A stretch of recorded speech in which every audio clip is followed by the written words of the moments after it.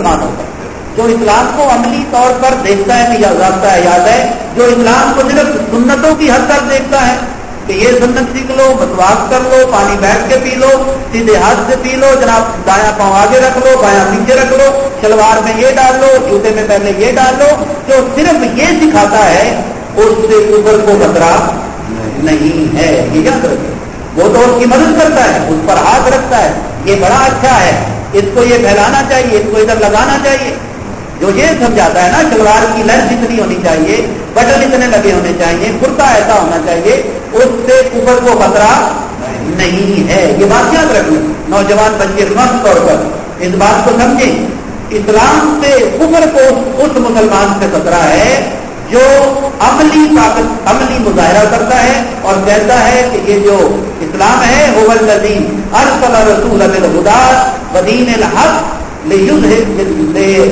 علی الدین کلہ، جو یہ بات اسلام کی انقلابی سمجھتا ہے کہ اللہ نے دین کو برحق نازل کیا ہے، ہدایت نازل کیا ہے، اور اس لیے کیا ہے کہ اسے سارے دوسرے ادیان پر غالب کر دیا جائے۔ جو غالب کرنے کی بات کرتا ہے اس سے کفر ڈرتا ہے۔ اس لیے اب وہ بستی والے مکہ والے ظالم ہیں، سارے ظالم نہیں ہیں، پھر میں عرض کر رہا ہوں، لیکن قرآن نے کہا اہلھا، اس کے سارے اہل، کیونکہ جو ظلم نہیں کر رہا آخر وہ ظلم کو دیکھ تو رہا ہے، وہ ظلم برداشت ہوتے ہوئے بھی دیکھ رہا ہے، ہوتے ہوئے بھی دیکھ رہا ہے، لیکن وہ ظالم کا ہاتھ روکتا نہیں ہے، اس لیے پوری بستی کے رہنے والوں کو ظالم کہا۔ اب ظالم کو سزا دینا برحق ہے، جسٹیفائی کرتا ہے کہ نہیں کرتا ہے؟ جیسے صالح علیہ السلام کی قوم کو سزا ملی نا، اب سب اس جرم میں شریک نہیں تھے، یہ انسانی عقل ہی نہیں مانتی کہ سب نے اونٹنی کو پکڑ کے مار دیا ہو، یہ انسانی عقل نہیں مانتی، سب نہیں تھے، لیکن کیونکہ وہ اس نظریے سے اتفاق کرتے تھے کہ نہیں کرتے تھے، نظریے سے اتفاق کرنا، پھر ہم لوگ کہتے ہیں کہ انڈیویجولی لیا جائے، وہ جماعت سے تو ہے بھائی، جماعت کے نظریے کو تو مانتا ہے نا، ہم کیسے کہہ لیں کہ یہ بڑا جناب پیر صاحب ہیں، ہم کیسے مان لیں جب اس نظریے سے متفق ہے، اس کا مطلب ہے اسی میں سے ہے، کیا ہے؟ اسی میں سے ہے۔ تو یہاں بھی اس نظریے کی بات ہو رہی ہے کہ ہم دیکھیں کہ ظالم کا ہاتھ روکنا ہے، اس سے بھی ہمیں ایک درس ملتا ہے، اور وہ مظلوم کیا کہہ رہے ہیں، یا اللہ ہمیں اس بستی سے نکال دے، اس بستی کے رہنے والے ظالم ہیں۔ اس کا ایک مطلب یہ بھی ہے، اگر اسلام کی تعلیمات پر عمل کرنا کسی بستی میں ممکن نہ رہے، کسی جگہ پر مثلا دارالکفر میں ہیں آپ، وہاں اسلام کی تعلیمات پر عمل کرنا ممکن نہیں ہے، تو آپ وہاں سے نکلنے کی دعا کر سکتے ہیں، وہاں سے چھوڑ سکتے ہیں، تو ہجرت کہتے ہیں اسے ہی۔ تو اگر مکہ کے اندر اسلام پھیل رہا ہوتا، تبلیغ کے راستے میں رکاوٹیں نہ ہوتی، تو کیا حضور صلی اللہ علیہ وسلم ہجرت کرتے؟ کیا اللہ تعالیٰ حکم دیتا کہ ہجرت کریں؟ نہیں، ایک پیس آف لینڈ کی ضرورت تھی، جس کی ضرورت تھی ایک زمین کے حصے کی ضرورت تھی جہاں سے اسلام کی تبلیغ کو پھیلایا جائے، اس لیے ہجرت کی، اور وہاں جا کر حضور صلی اللہ علیہ وسلم نے معاہدات میں انٹر ہوئے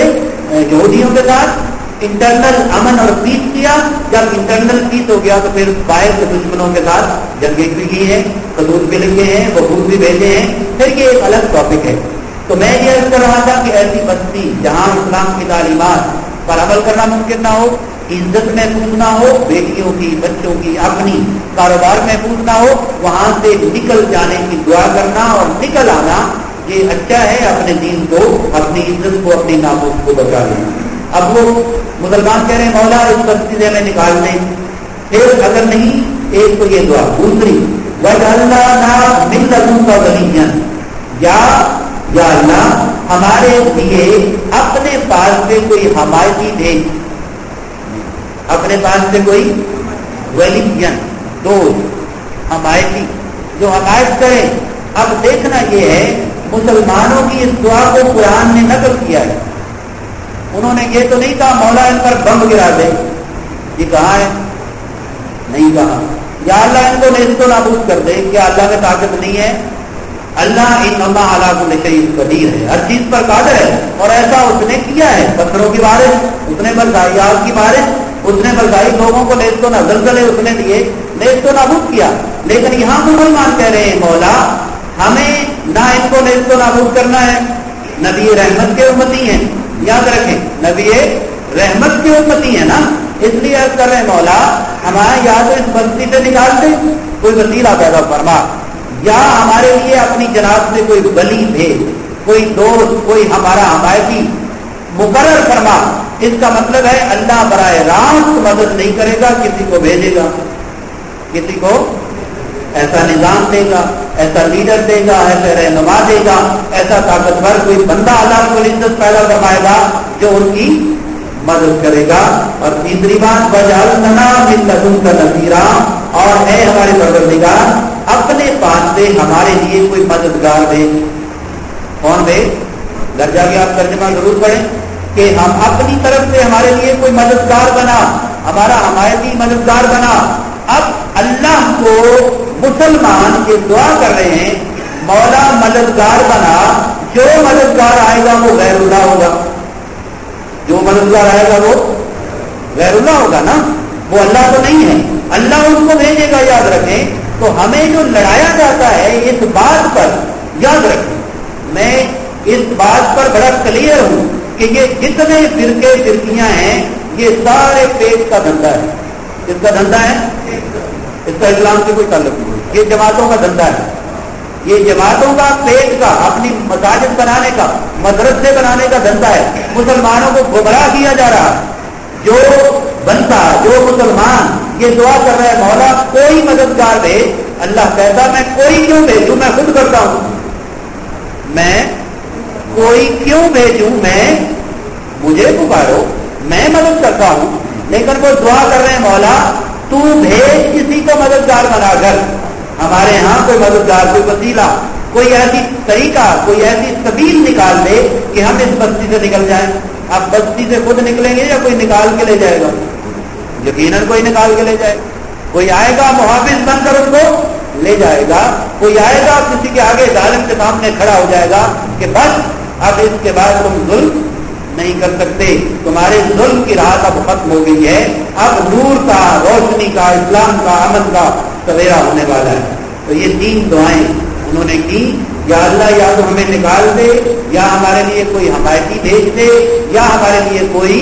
مددگار بھیج دے۔ اب یہ سبیل کیسے پیدا ہوئی؟ اب یہ سبیل ایسے پیدا ہوئی، ایک تو اس کا شروعات دعا کی قبولیت ایسے ہوئی صلح حدیبیہ کے وقت، میں پہلے عرض کر چکا۔ اس کے بعد حضور صلی اللہ علیہ وسلم جب 2-3 جنگیں ہو گئی، بدر ہو گیا، احد ہو گیا، خندق ہو گیا، اس کے بعد حضور صلی اللہ علیہ وسلم نے خطوط لکھے۔ جب کچھ فارغ ہوئے تو آقا علیہ السلام نے 8 ہجری کو مکہ پر حملہ کر دیا، 10,000 جانثاروں کے ساتھ مکہ پر آپ نے حملہ کر دیا۔ اور حملے میں بھی آپ دیکھیں کہ کوئی جانی نقصان، یہ ہے اسلام کی جنگ کہ جانی نقصان صرف ایک جگہ پہ جہاں پہ ریٹیلیشن ہوا حضرت خالد بن ولید کے ساتھ، وہاں 2-4 کافر جو ہیں وہ لقمہ اعظم بنے، ورنہ امن کے ساتھ،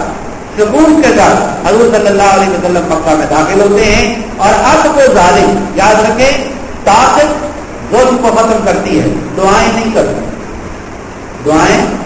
وظیفے نہیں کرتے، طویل گنڈے نہیں کرتے، یہ ظلم کو ختم نہیں کر سکتے۔ یاد رکھیں طاقت ختم کرتی ہے۔ حضور صلی اللہ علیہ وسلم جب مکہ فتح ہو جاتا ہے، کافر سارے سامنے ہیں، بڑے بڑے سورما کافر ہیں کہ نہیں ہیں؟ ابو سفیان جیسے لوگ جب پکڑا جاتا ہے، ابو سفیان تو پکڑا جاتا ہے نا، جاسوسی کے لیے آتا ہے مسلمان پکڑ لیتے، اور حضور صلی اللہ علیہ وسلم کی فراست سے قربان جائیں اور آپ کی بصیرت سے قربان جائیں۔ جب مکہ فتح ہو جاتا ہے تو آپ اعلان فرما رہے ہیں، کافروں کے سامنے اعلان فرما رہے ہیں، بلکہ اینٹر ہونے سے پہلے اعلان فرما دیا، اپنے مجاہدوں سے یہ کہا کہ جو شخص خانہ کعبہ میں چلا جائے اس کو قتل نہیں کرنا، امن قرار دے دیا، اس کو ایمنیسٹی قرار دے دیا کہ جو حرم ہے وہ ایمنیسٹی ہے۔ اس کے بعد جو اپنے گھر کا دروازہ بند کر لے اسے بھی کچھ نہیں کہنا، ہر شخص کے گھر کو امن گاہ قرار دے دیا، جو ہتھیار نہیں اٹھاتا اس کو بھی کچھ نہیں کہنا، جو بوڑھا ہے اسے کچھ نہیں کہنا، جو عورت ہے اسے کچھ نہیں کہنا۔ اور ایک اعلان یہ بھی فرمایا جو ابو سفیان کے گھر چلا جائے اسے بھی کچھ نہیں کہنا، ابو سفیان کا گھر بھی امن ہے، امن کی۔ اب مجھے یہ بتائیں، کبھی سوچے، اور ہم لوگ یہ کہتے ہیں کہ حضرت صلی اللہ علیہ وسلم نے اس کی عزت افزائی کی، ہاں کی ہے، سردار صاحب کی عزت افزائی کی ہے، لیکن مجھے یہ بتائیں جب میرا اپنا گھر امن ہے، وہاں مجھ پر حملہ نہیں ہو سکتا؟